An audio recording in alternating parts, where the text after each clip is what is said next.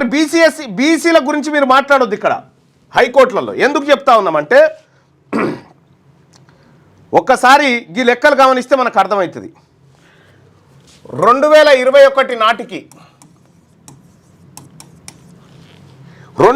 అంటే స్వాతంత్రం వచ్చినప్పటి నుంచి 2021 నాటికి సుప్రీంకోర్టులో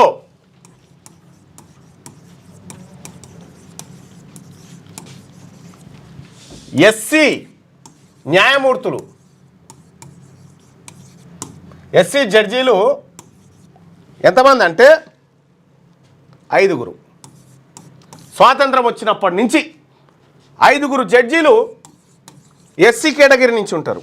దాంట్లో justice A Varadarajan, justice BC ray, justice K Ramaswamy, justice KG Balakrishnan, ఈయన చీఫ్ జస్టిస్గా పనిచేసిండు. ఎస్సీ మొదటి చీఫ్ జస్టిస్ ఈయన. ఆ తర్వాత జస్టిస్ బిఆర్ గవాయ్, ఇప్పుడు సుప్రీంకోర్టు చీఫ్ జస్టిస్గా వస్తుంది, రైట్. ఆ తర్వాత 2021లో జస్టిస్ సిటి శివకుమార్, వీళ్ళు నియమితులు, వీళ్ళు ఉన్నారు. ఇక ఎస్టీ న్యాయమూర్తులు అయితే లెక్క పెడతాను కూడా దొరకరు. ఓబీసీ న్యాయమూర్తుల లెక్క చాలా తక్కువ. ఇక గమ్మత్ విషయం ఏంటంటే ఇక ఇక్కడ లెక్కలు చూడ్రి. సుప్రీంకోర్టులో, హైకోర్టులలో చూస్తే హైకోర్టులలో ఎస్సీ న్యాయమూర్తులు ఎంతమంది ఉన్నారంటే 23 మంది ఉన్నారు. వీళ్ళు ఎంత అంటే 3.54%. ఎస్టీ న్యాయమూర్తులు 10 మంది ఉన్నారు. వీళ్ళు ఎంత అంటే 1.54.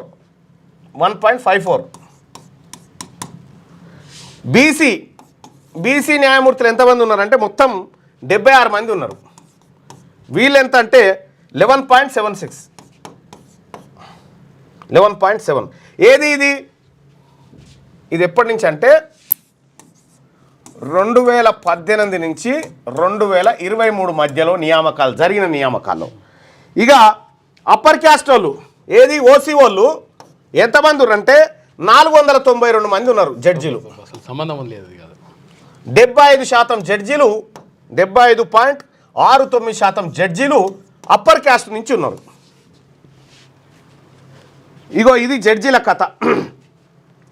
దేశ జనాభాలో 16% ఉన్నారు ఎవరు ఎస్సీలు, వాళ్ళు 3% జడ్జీలు ఉన్నారు అంతే. దేశ జనాభాలో దాదాపుగా 10%, 8, 9, 10% ఉన్నటువంటి ఎస్టీలు కేవలం 1% ఉన్నారు. దేశ జనాభాలో 60% ఉన్నటువంటి బీసీలకు 11% ఉన్నారు. 6% లేని ఓసీలు 75% ఉన్నారు. ఇది జడ్జీలు. ఇక్కడ మరి ఇంతమంది, ఇంత వివక్షత ఇక్కడ ఉంటే, ఇక్కడ సామాజిక న్యాయము కోర్టులలోనే లేకపోతే, ఇక పెండింగ్లో లేకపోతే ఇక ఈ ఎస్సీ ఆయన పట్టుకొని, ఈ ఎస్సీ ఆయన నా భూమి పోయిందని పట్టుకొని ఓసీ జడ్జి దగ్గర పోతే నీకు న్యాయం అవుతుందా అనే ఆరోపణలు కూడా ఉన్నాయి. ఆ ఆరోపణలు కూడా ఉన్నాయి చాలా. అత్యంత తక్కువ వ్యవస్థ ఏది జ్యుడిషియర్లో, ఇక్కడ రిజర్వేషన్లు ఉన్నాయి కాబట్టి ఇక నచ్చినట్టు దున్నుకొని వెళ్ళిపోతూనే ఉంటారు అన్నట్టు. అందుకోసమే ఈ సుప్రీంకోర్టుతో పోలిస్తే హైకోర్టులలో కొద్దిగా మెరుగు. ఆ తర్వాత ఇక జిల్లా కోర్టులలో అంటూ రిజర్వేషన్లు ఉన్నాయి కాబట్టి ఇక కొంత న్యాయం జరుగుతూ ఉంది. జ్యుడిషియరీ వ్యవస్థ ఇగో ఇట్లా సర్వనాశనమై కూర్చుంది. వీళ్ళు ఎందుకు ఫిలప్ చేయరు? ఇప్పుడు పెండింగ్ ఎందుకు కేసులు ఎందుకు 5,15,00,000 కేసులు ఎందుకు పెండింగ్ ఉన్నాయి? న్యాయమూర్తులు లేక. న్యాయమూర్తులను ఎందుకు నియమిస్తలేరంటే ఓసీ వాళ్ళు ఇంకా తయారు కాలే పిల్లలు. బీసీ వాళ్ళకి ఎట్లా ఇస్తామని ఆయన బీసీ ఎస్సీ ఎస్టీలోకి ఇవ్వకూడదు కదా అనేటువంటి నిబంధన మీద జరుగుతుంది. 75% మంది అప్పర్ క్యాస్ట్ నుంచి ఉంటారా? 492 మంది జడ్జీలు అప్పర్ క్యాస్ట్ నుంచి ఉంటారు. బీసీల నుంచి 76 మంది, ఎస్టీల నుంచి 10 మంది, ఎస్సీల నుంచి 23 మంది. ఇక్కడ ఈ వ్యవస్థ ఫెయిల్ అయిపోయింది. అక్కడ మిమ్మల్ని గుర్తుపెట్టుకోమన్నా కదా, రాజకీయంగా దివాలా తీసింది.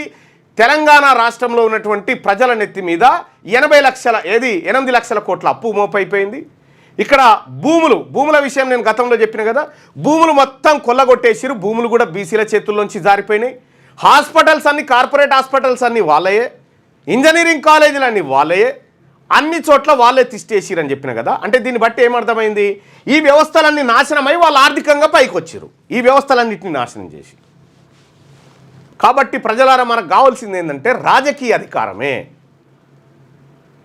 ఇక బీసీ సర్కారు ఉంటే 10 మంది బీసీ జడ్జులు జొర్రొచ్చు, లోపలికి జొర్రొచ్చు. ఇవాళ మనం ఇంత మొదలు పెడతా ఉంటే సమాచార శాఖ చీఫ్ కమిషనర్గా చంద్రశేఖర్ రెడ్డిని పెట్టేసిండు, ఇంకో రెడ్డికి ఎక్స్టెన్షన్ ఇచ్చిండు. విద్యాసాగర్ రెడ్డి వాళ్ళ తమ్ముడు అంట ఈయన. ఏం జరుగుతూ ఉంది ఇక్కడ? ఏం రాష్ట్రంలో ఏం క్యాస్ట్ పాలిటిక్స్ ఇవి? ఏం లెక్క? బీసీ ప్రజలారా, వీళ్ళతోని పరిపాలన చేత కాదు. మనకు అర్థమైంది ఏంటంటే వీళ్ళకు పరిపాలన చేత కాదు, వీళ్ళకి తెలిసిందల్లా విధ్వంసమే. క్యూ న్యూస్లో పనిచేయటకు వీడియో ఎడిటింగ్ మరియు ఎస్ఈఓలో అనుభవం గల జూనియర్ ఎడిటర్స్ కావాలను సంప్రదించవలసిన నెంబర్ 8688926084. లేటెస్ట్ న్యూస్ తెలుగు మరియు ఇంగ్లీష్ అప్డేట్స్ కోసం ఇప్పుడే క్యూ న్యూస్ అఫీషియల్ యాప్ ని ప్లే స్టోర్ నుండి డౌన్లోడ్ చేసుకోండి. సరికొత్త సమాచారాల కోసం క్యూ న్యూస్ వెబ్సైట్ ని ఫాలో అవ్వండి. ఛానల్లో ప్రాంతీయ, జాతీయ, అంతర్జాతీయ వార్తలు వీక్షించండి.